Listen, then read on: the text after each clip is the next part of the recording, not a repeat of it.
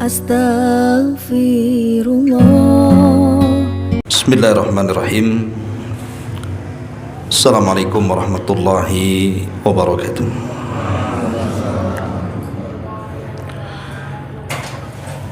Bihamdillahi wassalatu wassalamu ala rasulillah wa ala alihi wa sahbihi wa mawalah wa la hawla wa la quwata illa billahi wa ba'du. Alhamdulillah,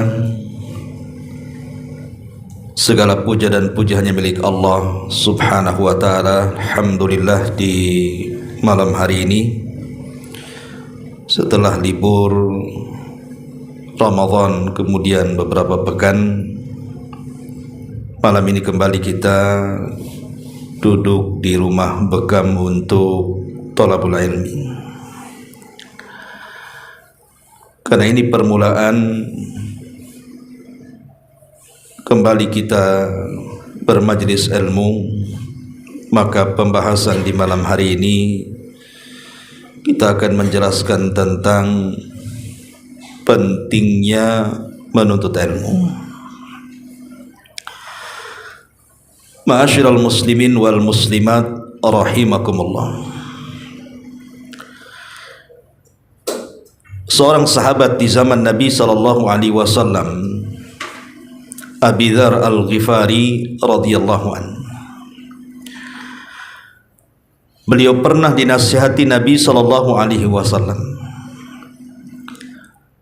Kata Nabi sallallahu alaihi wasallam, "Ya Aba Dzar, la an taghduwa fata'allama ayatan min kitabillah khairun laka min an tusalliya mi'ata rak'atin wala an taghduwa fata'allama baban minal ilmi umila bihi aw lam yu'mal khairun min an tusalliya alfa rak'atin." Kata Nabi sallallahu alaihi wasallam, "Wahai Aba Dzar, jikalau engkau keluar dari rumahmu dalam rangka mempelajari satu ayat dari kitab Allah, itu lebih baik bagimu dibandingkan salat 100 rakaat. Dan kalau engkau keluar dalam rangka mempelajari baban, satu bab dari ilmu, diamalkan ataupun tidak diamalkan, itu lebih baik daripada engkau salat 1000 rakaat." Dari pernyataan Nabi SAW kepada Abi Dzar di sini menunjukkan bahwa ilmu itu jauh lebih mulia dibandingkan amalan-amalan ibadah yang lainnya. Karena memang ibadah itu sendiri tegak karena ilmu. Orang tidak mungkin mampu melaksanakan salat tanpa ilmu pengetahuan. Orang tidak bisa melaksanakan puasa, haji dan yang semacamnya kalau tidak didasari dengan ilmu. Makanya ilmu itu wasilatun ala kulli fadilah. Dia sebuah wasilah kita mendapatkan fadilah besar di hadapan Allah Subhanahu wa taala. Makanya Nabi SAW sangat senang kalau ada sahabat yang datang menemuinya kemudian belajar. Di zaman Rasul ada seorang sahabat namanya Safwan ibn Asal radhiyallahu anhu. Satu hari Safwan ini datang kepada Nabi SAW. Kemudian Rasul SAW bertanya, "Apa maksud kedatanganmu kemari?" Maka Safwan ibn Asal mengatakan, "Inni ji'tu atlubul ilma." Ya Rasul, aku datang menemuimu dalam rangka belajar. Aku ingin belajar ilmu. Maka Nabi SAW langsung bahagia, bangga dengan Safwan dan mengatakan, "Marhaban li talibil ilmi." Selamat datang wahai para penuntut ilmu. Lianna talibal ilmi la takhuffuhul malaikatu wa tadhulluhu bi ajnihatiha thumma yarkabu ba'duhum ba'dha hatta yablughu as-samaa'a ad-dunya. Karena sesungguhnya para penuntut ilmu itu menjadikan para malaikat membentangkan sayap-sayap mereka, kemudian satu malaikat menopang malaikat yang lainnya sampai mencapai langit dunia. Lihat bagaimana kebanggaan Nabi SAW dengan para penuntut ilmu. Makanya hani'an li talabil ilmi, beruntunglah anda kalau masih datang ke majlis ilmu, karena ini majlis yang sangat dibanggakan Nabi SAW. Ma'asyiral muslimin yang dimuliakan Allah Subhanahu wa taala, Al-Imam Al-Qurtubi rahimahullahu taala ketika memberikan catatan kepada ayat wa qul rabbi zidni ilma, faqul rabb wa qul rabbi zidni ilma, dan katakan wahai Muhammad, rabbi zidni ilma, ya Allah tambahkan kepadaku ilmu pengetahuan. Kata beliau, Allah Subhanahu wa taala tidak memerintahkan nabinya untuk meminta tambahan sesuatu selain daripada ilmu. Kalau di sana ada sesuatu yang jauh lebih mulia dibandingkan ilmu, umpamanya harta, popularitas, kehormatan, pangkat dan jabatan, tentu Allah Subhanahu wa taala akan mengatakannya kepada Nabi.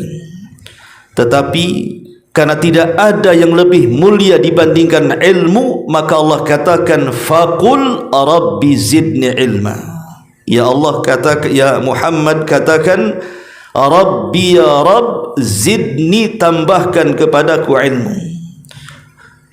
Makanya para ulama apabila mereka meminum air zam-zam, maka disunnahkan berdoa meminta tambahan pengetahuan, karena air zam-zam itu ma'u zam-zam lima syuribalahu.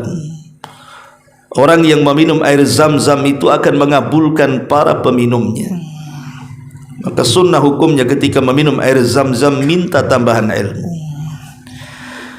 Karena Allah Subhanahu wa taala juga yang mengatakan tidak sama orang yang duduk di majlis ilmu dengan orang yang duduk di luar majlis ilmu.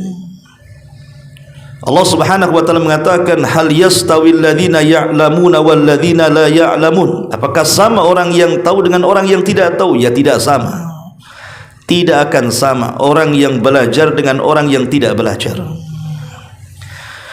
Yang lebih hebat lagi adalah ikhwatu fiddin yang dimuliakan Allah Azza wa Jalla, perkataan dari Mu'adz bin Jabal radhiyallahu an. Apa kata beliau? Ta'allamul ilma, belajarlah ilmu. Fa inna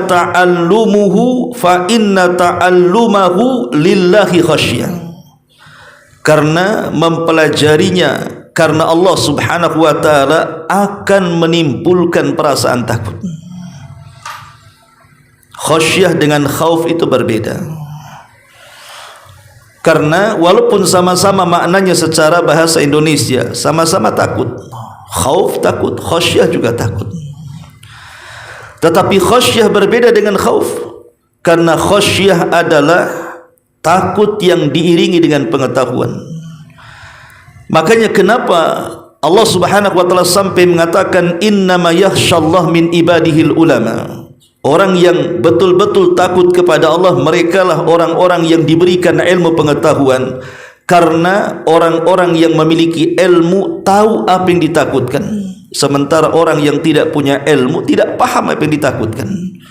Makanya orang-orang yang banyak terjerumus kepada kemaksiatan itu mereka orang-orang jahil, karena mereka tidak tahu bahwa itu sebuah keharaman.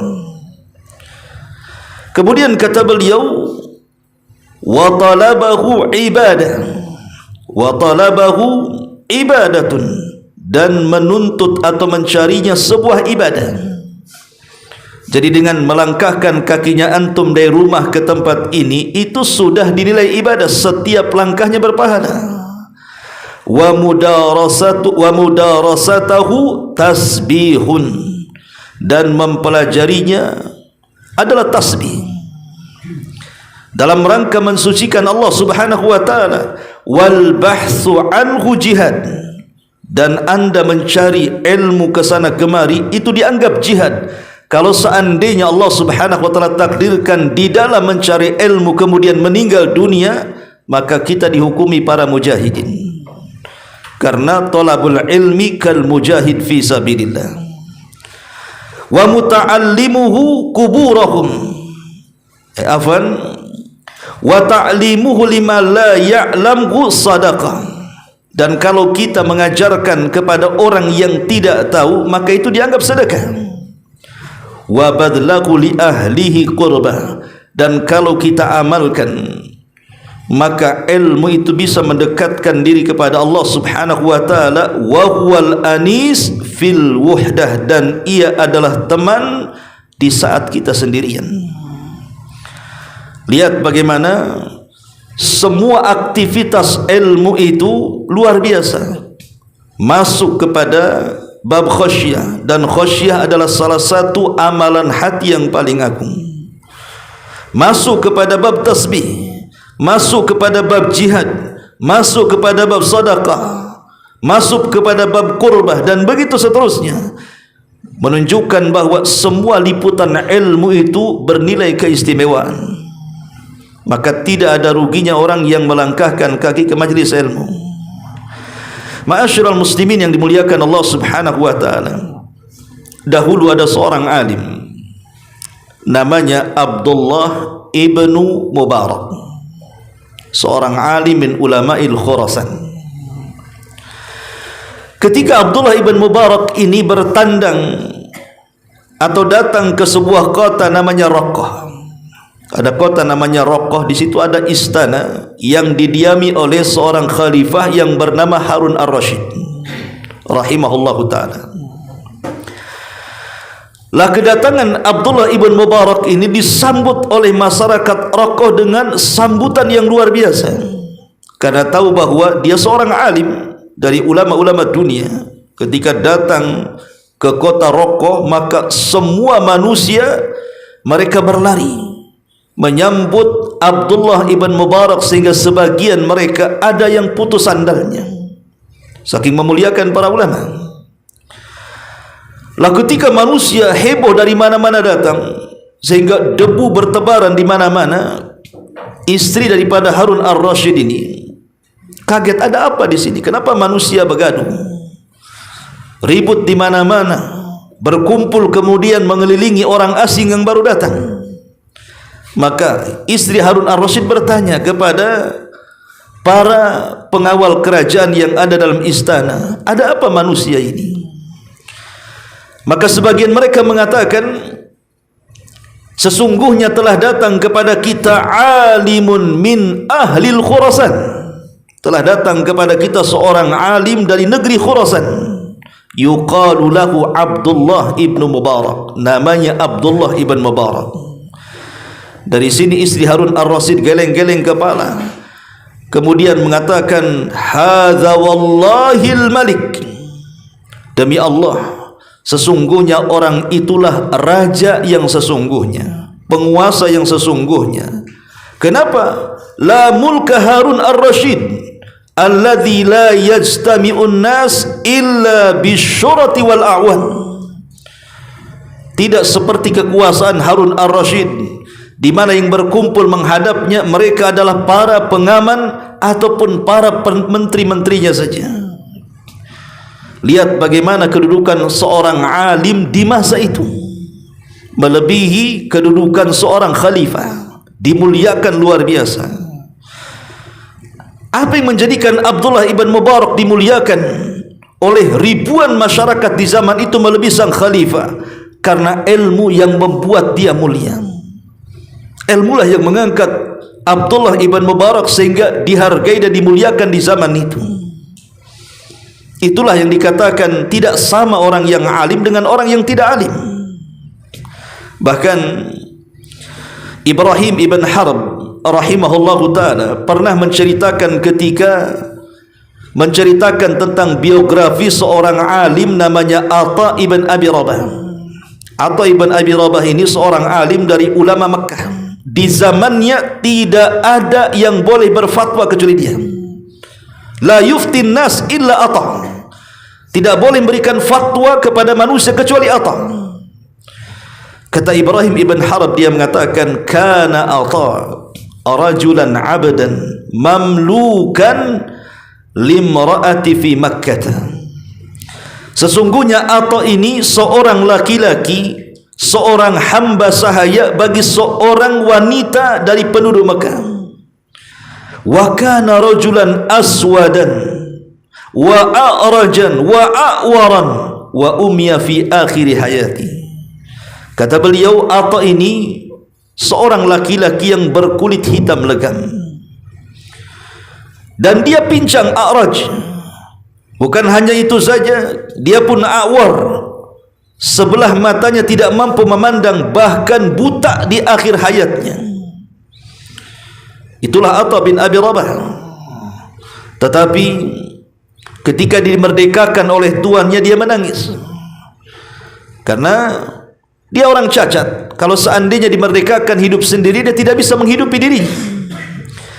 Maka dia mengadu kepada ibundanya. Kata ibundanya, duduklah kau di Masjidil Haram. Lah ketika itu Masjidil Haram penuh dengan para ulama.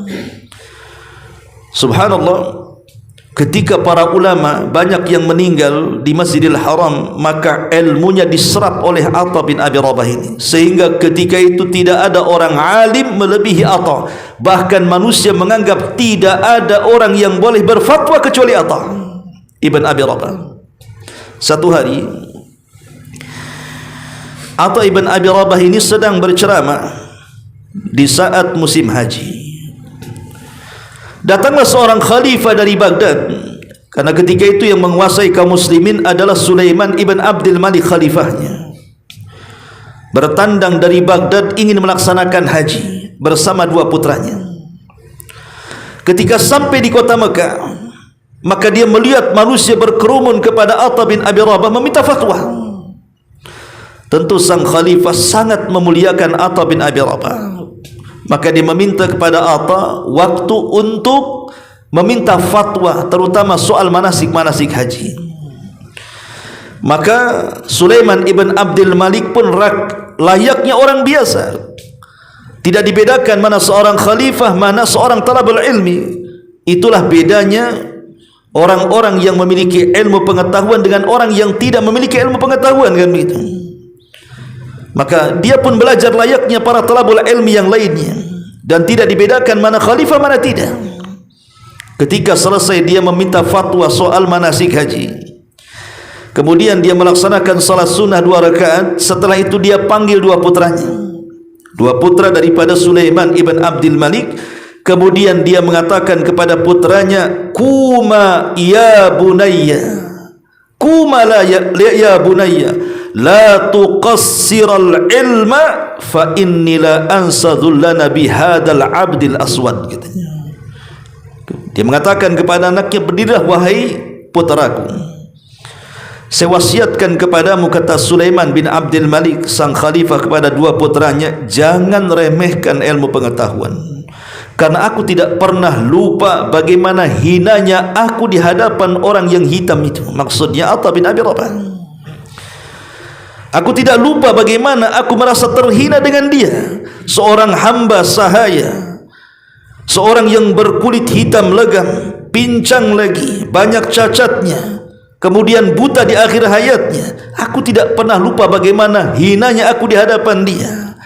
Lihat bagaimana ilmu itu memuliakan siapapun, wasilatun ala kulli fadilah, karena ilmulah yang mengangkat fadilah manusia. Subhanallah. Ma'asyiral muslimin yang dimuliakan Allah Subhanahu wa taala, bahkan disebutkan dalam Sahih Muslim tentang kisah Nafi ibn Abdi Al-Haris radhiyallahu an. Nafi ibn Abdul Haris Al-Khuzai radhiyallahu an. Nafi adalah seorang yang di zaman Amirul Mukminin dipercaya oleh Umar untuk memerintah kota Mekah. Jadi dia gubernur Mekah. Satu hari Nafi ibn Abdi Al-Haris Al-Khuzai ini dia safar ke daerah yang disebut dengan Asfan, dekat dengan kota Madinah. Di Asfan inilah tiba-tiba dia berpapasan dengan Umar bin Khattab radhiyallahu an, sang khalifah. Maka Umar bin Khattab radhiyallahu an kemudian mengatakan, "Ya Nafi', kenapa kau tinggalkan Mekah? Kenapa kau tinggalkan Mekah?" Marah Umar bin Khattab radhiyallahu an, seorang pemimpin meninggalkan daerahnya, nanti tidak diurus daerahnya. Tetapi Nafi ibn Abdul Haris al-Khuzai mengatakan, "Ya Amirul Mukminin, tugas di Mekah aku berikan kepada wakilku." Maka sang Amirul Mukminin Umar bin Khattab mengatakan, "Siapa wakilmu yang ada di sana?" Maka Nafi mengatakan, "Abdurrahman ibnu Abza." Umar tidak kenal siapa Abdurrahman ibn Abza ini, sehingga Umar bertanya kepada Nafi ini, "Siapa Abdurrahman ibn Abza ini? Saya tidak kenal dia." Maka kemudian Nafi menjelaskan, "Dulu dia seorang hamba sahaya, kemudian ku merdekakan, kemudian ku jadikan wakilku di sana." Maka Umar mengatakan, "Ya Nafi, apa tidak ada orang merdeka? Kenapa mantan budak kau jadikan wakil di sana?" Maka Nafi memberikan pembelaan dan mengatakan, "Ya Amirul Mukminin, walaupun Abdurrahman ibn Abza seorang budak, lakinnahu alimun bi kitabillah wa alimun bi faraidillah wa idza qadha bi adlin." Wahai Amirul Mukminin, memang Abdurrahman ibn Abza ini mantan budak, tapi dia pakarnya Quran. Dia alim dengan Al-Quran, dia alim dengan ilmu faraid, ilmu waris. Bahkan kalau dia memutuskan sebuah perkara, maka dia mampu memutuskan dengan keadilan. Ya, karena orang yang alim dengan Al-Quran pasti akan berhukum dengan Quran. Tiba-tiba Umar merasa takjub dengan Abdurrahman ibn Abza, padahal tidak pernah lihat orangnya, hanya dengar ceritanya dari Nafi, dan dia yakin dan percaya dengan ucapan Nafi. Maka Umar bin Khattab mengatakan, "Sadaqa Rasulullah sallallahu alaihi wasallam." Sungguh benar ucapan Nabi sallallahu alaihi wasallam, "Innallaha yarfa'u bihadzal kitaba aqwaman wa yadha'al akharin." Sungguh Allah telah mengangkat sebagian kaum dengan Al-Quran, dan ada juga yang direndahkan dengan Al-Quran. Allah angkat sebagian manusia itu dengan Al-Quran, dengan ilmu pengetahuannya. Itulah yang kemudian dikatakan dalam Al-Quran sendiri, "Yarfa'illahu alladhina amanu minkum walladhina utul ilma darajat." Allah akan mengangkat derajat orang-orang yang beriman di antara kalian dan orang-orang yang berilmu di antara kalian. Bahkan ada seorang yang bernama Abi Yusuf Al-Qadhi. Abi Yusuf Al-Qadhi ini seorang qadhi di zaman Khalifah Marwan. Jadi Harun Ar-Rasyid Affan, dia dijadikan qadhi oleh Harun Ar-Rasyid di Baghdad. Jadi Abi Yusuf ini ketika kecil dia bercerita sendiri. Dia mengatakan, "Lamma tuwfiya abi," ketika ayahku meninggal dunia, Ibrahim ibn Habib meninggal dunia ayahnya, "khallafani saghiran fi hijri ummi." Maka kemudian ayahku setelah meninggal, aku berada di pangkuan ibundaku. Dan ibundaku ini seorang buruh cuci pakaian. Yang bahasa kitanya dia bekerja di laundry. Buruh cuci pakaian kan itu. Berapalah gajinya? Lah, Abi Yusuf ini dia membantu ibunya, membantu pekerjaan ibunya, di mana sekali pekerjaan hanya untuk sekali makan karena kondisinya miskin. Lah, Abi Yusuf ini tiba-tiba dicintakan dengan majelis ilmu. Dia suka dengan majelisnya Abu Hanifah, padahal masih kecil tuh. Jadi terkadang dia kabur dari pekerjaan ibunya, tidak membantu ibunya, dia kabur, kemudian dia mengendap-ngendap di masjid Abu Hanifah, mendengarkan apa yang diucapkan Abu Hanifah, padahal masih kecil. Terkadang ibunya kemudian mencari-cari, cari ke sana kemari, rupanya dia sedang menguping pengajiannya Abu Hanifah. Ditarik bajunya, dibawa lagi ke tempat laundrynya, suruh kerja. Tetapi karena seringnya kemudian mendatangi halaqahnya Abu Hanifah, dan Abu Hanifah sangat bangga ada anak kecil kemudian sangat semangat belajar, maka kemudian Abu Hanifah mengatakan kepada ibundanya, kenapa kau larang anakmu untuk belajar? Maka ibunya mengatakan, engkau sudah merusak anakku, katanya. Subhanallah, orang belajar dianggap merusak. Ya. Itulah orang awam, ikhwan. Kemudian Abu Hanifah mengatakan, oke, berapa penghasilanmu dalam sehari? Maka ibu ini mengatakan sekian dan sekian. Bagaimana kalau seandainya anakmu biarkan belajar di halaqahku dan setiap hari aku berikan uang sebesar yang kau dapatkan tiap harinya? Enak kalau punya guru kayak gitu ya. Untuk enggak kerja tapi ditransfer duit kan. Lah akhirnya kemudian Abi Yusuf ini belajar kepada Abu Hanifah. Tetapi ibundanya mengatakan tidak mau. Anakku biar bekerja. Lah di sini Abu Hanifah mengucapkan satu kata-kata yang luar biasa di hadapan ibundanya. Apa kata-katanya? Dia mengatakan, ya ummah, da'uhu yata'allamal ilma. Huwa dha yata'allama aklal faluj biduhnil fustuq, kata dia. Wahai ummah, tahukah kamu putramu si Abi Yusuf ini, dia hadir di majlisku, dia sedang belajar untuk nanti memakan makanan yang disebut dengan faluj. Faluj itu makanan yang paling lezat, tidak dimakan kecuali khalifah. Ibunya tertawa, wahai Abu Hanifah, kau ini mengarang, melamun. Kami mencari makan saja susah, tiba-tiba kau mengatakan bahwa anakku akan memakan falujah, makanan dimakan sang khalifah. Tapi dengan berjalannya waktu, ikhwatu fillah muliakan Allah Azza wa Jalla, Abu Hanifah pun terus mengajarkan Abi Yusuf ilmu pengetahuannya. Semua bidang diajarkan kepada Abi Yusuf, sehingga dialah satu-satunya murid Abu Hanifah yang mewarisi ilmunya Abu Hanifah. Abi Yusuf ini jadi murid Abu Hanifah yang paling cerdas itu Abi Yusuf, dan dialah guru daripada Imam Syafi'i, guru daripada Imam Malik. Imam Malik pernah belajar kepada dia ketika saat dia datang ke Mekah. Lah Abi Yusuf ini setelah besar kemudian menjadi ulama. Khalifah Harun ar-Rasyid meminta kepada Abu Hanifah untuk dicarikan seorang ulama yang bisa menjadi qadhi di Baghdad. Akhirnya kemudian Abi Hanifah kan memilih di antara murid-muridnya yang cerdas siapa? Kan tidak sembarang dipilih. Tentu yang paling cerdas karena akan dijadikan qadhi, jadikan hakim agung. Maka Abu Hanifah memilih Abi Yusuf karena dia yang paling cerdas di antara murid-muridnya. Maka Abi Yusuf pun dikirim ke Baghdad, kemudian dinobatkan menjadi qadhi di zaman itu. Satu hari Abu Hanifah, Harun ar-Rasyid memanggil Abi Yusuf ini untuk bermajlis. Saat bermajlis itulah datang makanan-makanan lezat, salah satunya falujah, makanan yang tidak dimakan kecuali oleh para pejabat kerajaan saja. Kata Harun ar-Rasyid kepada Abi Yusuf, ya Abi Yusuf, makanlah makanan itu.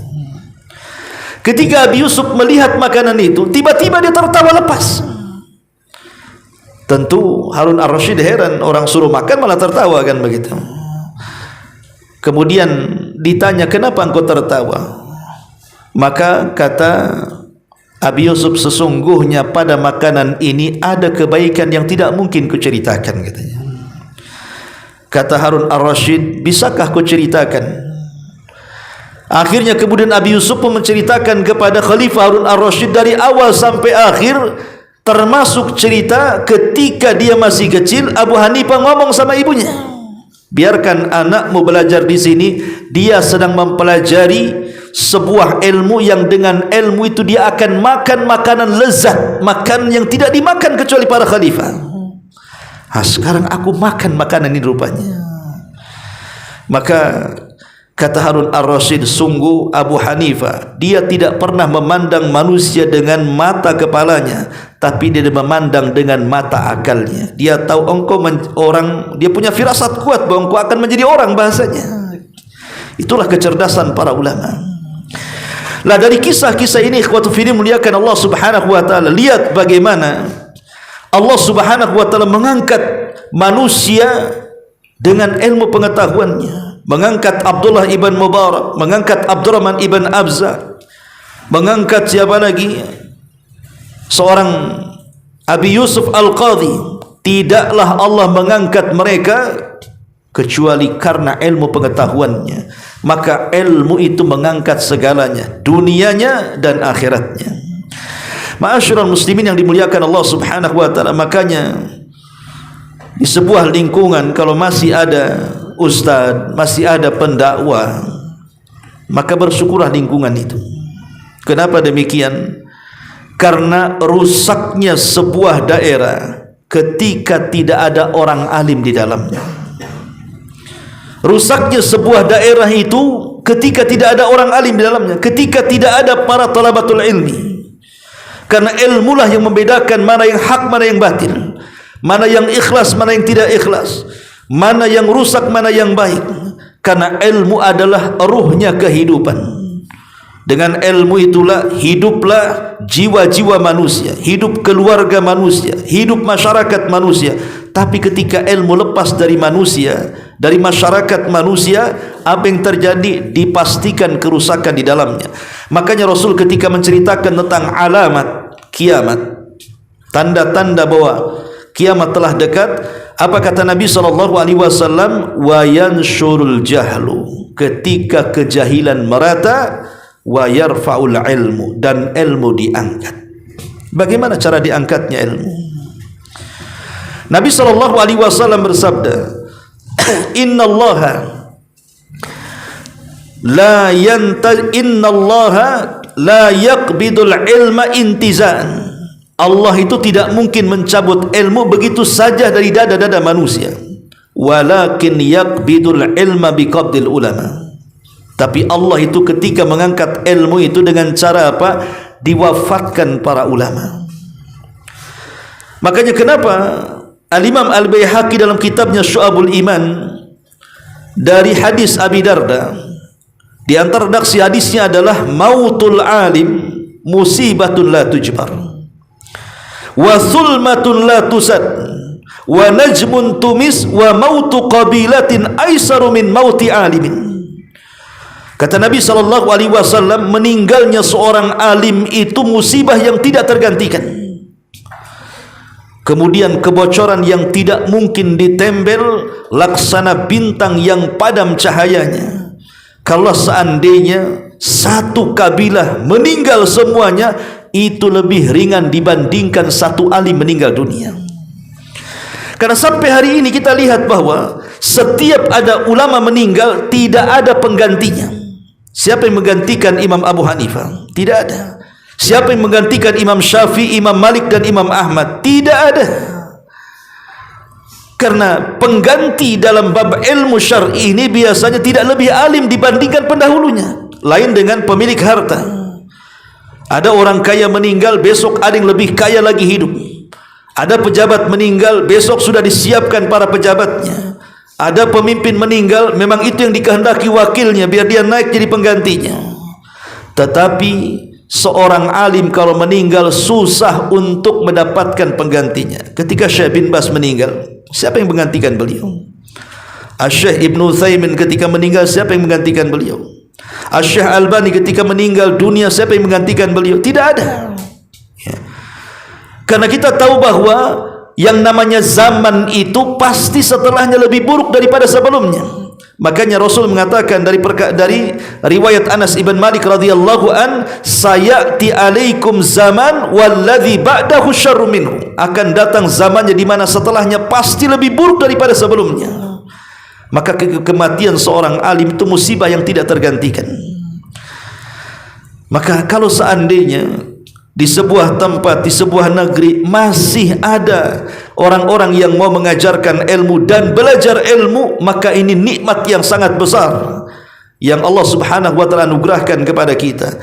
Makanya antum yang hadir di majelis ilmu jangan malas untuk hadir di majelis ilmu, karena dikhawatirkan ketika kemudian ilmu sudah mulai ditinggalkan, maka kiamat telah dekat kepada kita.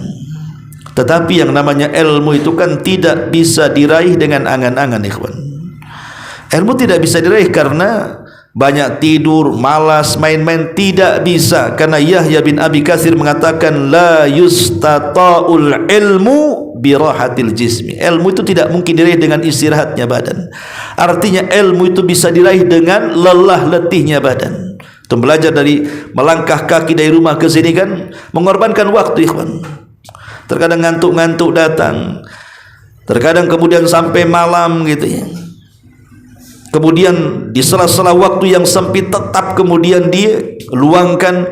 Begitulah terkadang ilmu itu dicari. Makanya ada perkataan Imam Syafi'i yang bagus sekali. Kata Imam Syafi'i, la yutlabu hadal ilmu man yatlubuhu bitamalluli wa gina nafsi. Tidak mungkin ilmu itu diraih oleh orang yang disebut dengan pembosan. Tamallul itu pembosan, bosanan, kadang hadir kadang tidak, kayak puasa Daud kan itu. Kadang nampak, lebih banyak tidak nampaknya ya. Orang yang bosan ya, karena ilmu ini memang ujian bagi kita, ikhwatu fiddin yang dimuliakan Allah Azza wa Jalla. Ujian. Terkadang ada orang yang cinta dengan ilmu, terkadang ada orang yang bosan dengan ilmu. Waginan nafsi, ataupun jiwa merasa cukup. Sudah cukuplah, mungkin sebulan sekali tak apalah kan begitu. Dia tidak tahu bahwa setiap napas yang dikeluarkan dalam badan kita itu perlu ilmu, ikhwan. Makanya kenapa Imam Ahmad sampai mengatakan hajat kita kepada ilmu itu lebih dibandingkan hajat kita kepada makan dan minum. Kalau makan dan minum sehari 4-5 kali itu sudah kenyang tuh. Tapi hajat kita kepada ilmu itu ka'adadil anfas, kata dia, sebanyak nafas yang kita keluarkan. Sebab dari mulai tidur, kemudian kita tidur, kemudian bangun tidur, kemudian tidur kembali, itu kita berhajat dengan ilmu. Sebelum tidur ada doanya.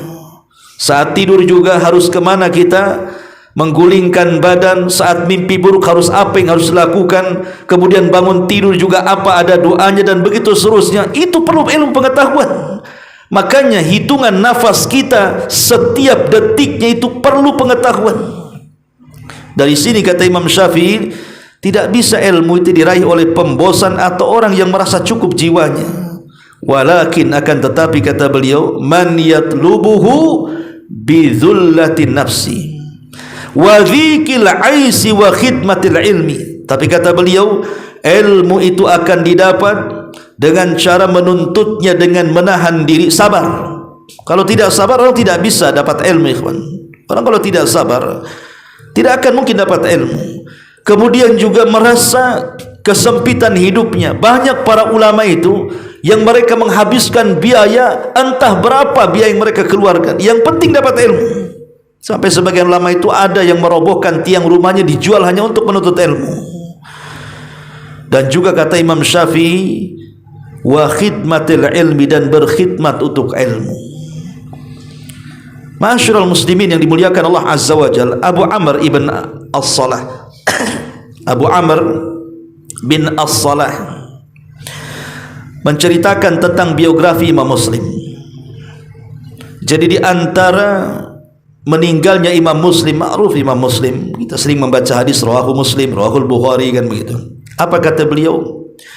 Wa kana li mautihi sababun gharibun nasya'an umratin fiqriyatin ilmiyatin.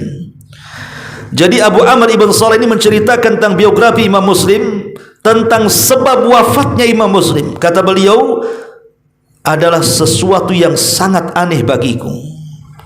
Karena sebab wafatnya Imam Muslim ditimbulkan karena kepedihan, kesusahan hidup di dalam menuntut ilmu.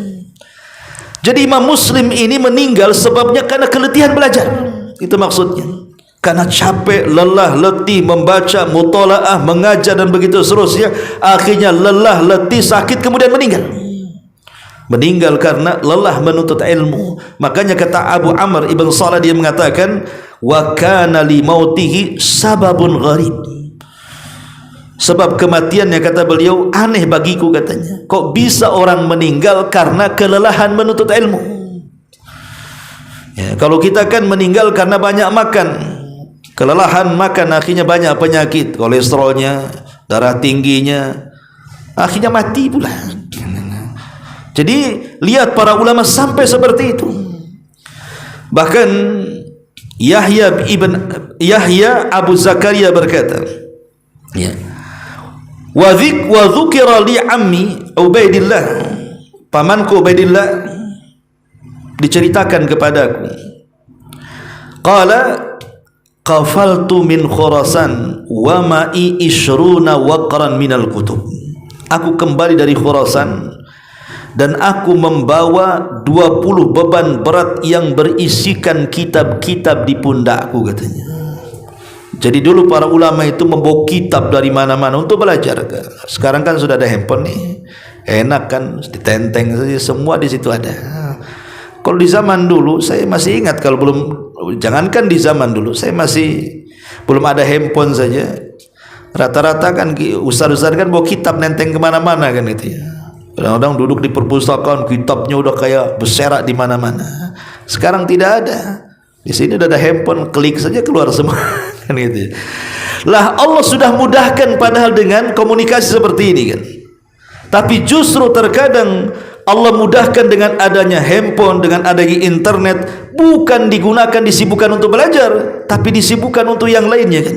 Justru kerusakannya jauh lebih besar dibandingkan manfaatnya. Harusnya dimudahkan menuntut ilmu itu. Tidak seperti ulama dulu yang kesana kemari mencari hadis, lelah letih sampai ada yang mati berjalan.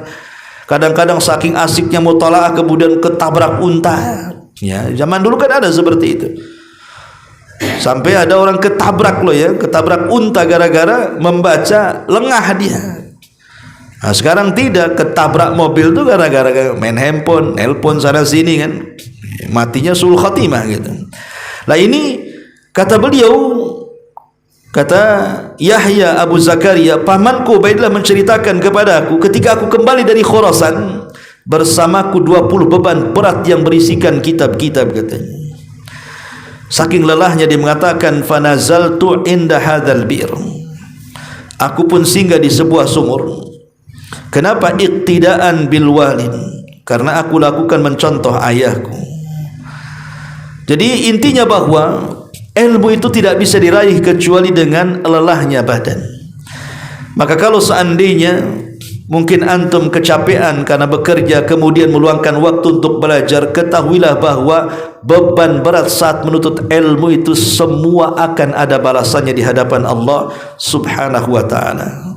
Ma'asyiral muslimin yang dimuliakan Allah Subhanahu wa taala, di dalam Al-Qur'an kita tahu bahwa saking pentingnya ilmu sampai Allah Subhanahu wa taala bersumpah dalam Al-Qur'an, wan nun wal qalami wa ma yasturun. Nun wal qalami wa ma yasturun. Lihat bagaimana Allah jadikan sumpah qalam dan apa yang ditulisnya. Dan kita tahu bahwa qalam itu wasilah ilmu. Ulama tafsir mengatakan tidaklah Allah bersumpah dengan qalam, melainkan karena adanya kemuliaan dengan ilmu, sehingga Allah jadikan sumpah dalam Quran. Bahkan Allah jadikan kebaikan seseorang itu karena ilmu pengetahuannya. Jadi kalau Allah Subhanahu wa taala memberikan taufik kepada seseorang, seseorang itu mendapatkan kebaikan, itu tidak lain karena pengetahuan yang dicarinya. Di situ Nabi mengatakan, man yuridillahu khairan yufaqihu fiddin. Siapa yang Allah kehendaki kebaikan, pasti Allah cerdaskan dalam agamanya. Karena tidak ada orang yang mampu untuk memahami tentang tauhid keesaan Allah Subhanahu wa taala dan keagungannya kecuali mereka para penuntut ilmu. Dari sini Allah katakan, syahidallahu annahu la ilaha illahu wal malaikatu wa ulul ilmi. Allah dan para malaikatnya serta orang-orang yang berilmu, mereka mampu bersaksi bahwa tidak ada sembahan yang berhak disembah kecuali Allah. Lihat bagaimana Allah jadikan syarat tauhid itu adalah ilmu, karena orang tidak mungkin bertauhid tanpa ilmu. Ma'asyiral muslimin yang dimuliakan Allah Azza wa Jalla, dan banyak dalil yang menjelaskan tentang keutamaan ilmu. maka tetaplah istiqamah. Kemudian kalau kita sudah mendapatkan sebagian daripada ilmu, maka dakwahkan kepada orang lain. Karena Allah mengatakan Rasul mengatakan man dalla ala khairin kafaili. Siapapun yang mengajak manusia kepada kebaikan, antum mengajak kawan untuk hadir di majelis ilmu, tetangga antum kompori untuk datang ke majelis ilmu, maka antum akan dapat pahala. Kalau dia berhasil, antum bawa pahala yang Allah berikan kepadanya. Antum bisa mengambil pahalanya tanpa mengurangi pahala dia sedikit pun. Dan itu bagian daripada multi level pahala. Semakin banyak antum ajak untuk hadir di majelis ilmu, maka semakin banyak pahala yang akan kita dapat. Wallahu alam. Dan lebih daripada itu, bahwa tidak ada jalan yang mudah mengantarkan kita ke dalam sorga melebihi daripada ilmu. Sebenarnya ulama mengatakan ilmu apa saja, kalau dicari karena Allah dan untuk memperjuangkan Islam, ilmu apa saja, mau ilmu kedokteran, mau ilmu farmasi, mau ilmu bangunan, atau ilmu apa saja, sebutkan ilmu pengetahuan apa saja, kalau dicari karena Allah subhanahu wa ta'ala dan untuk memperjuangkan Islam, maka masuk pada kemuliaan ilmu. Tentu yang lebih khusus adalah mempelajari ilmu syar'i, yang lebih khusus gitu, yang mempelajari ilmu syar'i. Tetapi semua ilmu kalau dicari karena Allah kemudian memperjuangkan Islam, maka ilmu itu akan bermanfaat bagi hidupnya. Tapi kalau dicarinya karena dunia atau popularitas, maka tidak akan sampai kepada kematiannya. Karena kita tahu bahwa pengaruh ilmu itu bukan hanya di dunia saja, akan dibawa ke dalam kuburnya. Idza matal insan inqata amaluhu illa min thalathin, sadaqatin jariyah aw ilmin yuntafa'u bihi aw waladin salihin yad'u lahu.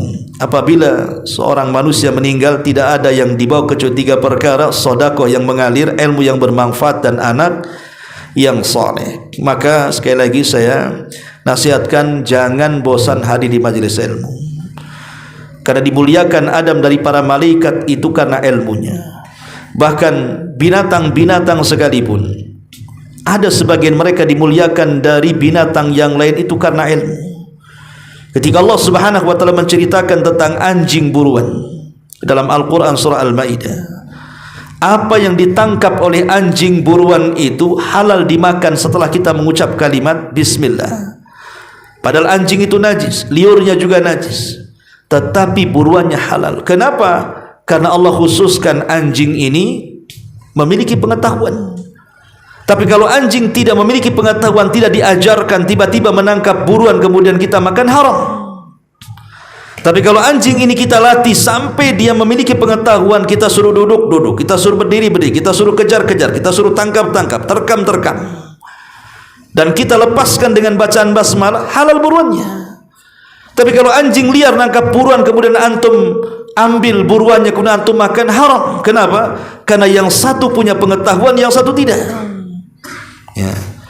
Tapi kalau anjing suruh berdiri dia duduk, suruh duduk, dia lari suruh lari, dia nerkam, itu anjing bodoh namanya, anjing bego tuh. Itu tangkapannya tidak halal. Ya. Tapi kalau dia terlatih, maka lihat bagaimana Allah subhanahu wa ta'ala memuliakan antar binatang saja.